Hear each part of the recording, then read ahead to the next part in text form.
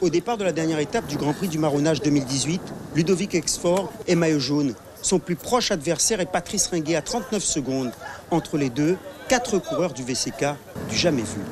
Mais le sociétaire du VCG est amateur de paris fous et dès le 5e kilomètre, il prend les devants, suivi comme son ombre par Exfort. Une manière pour le Courroucien de dire « Je suis le patron, j'ai les jambes aujourd'hui ».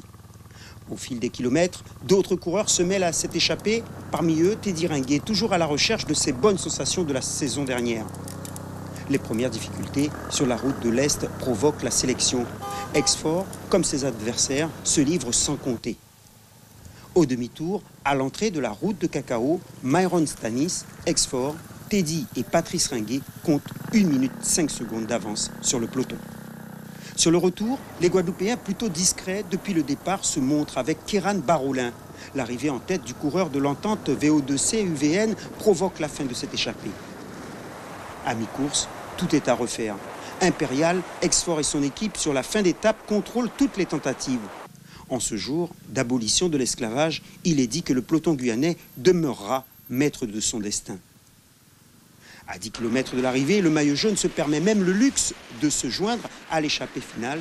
Une échappée conclue par la victoire de Maurice Buzaré du VCG devant Stanis et Jandia. Un succès marquant sans doute le grand retour de Timo Mou.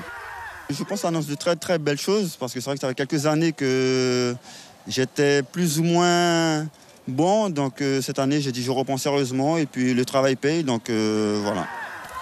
L'histoire retiendra la victoire au général de Ludovic Exfort du haut de ses 40 ans et après une année sabbatique.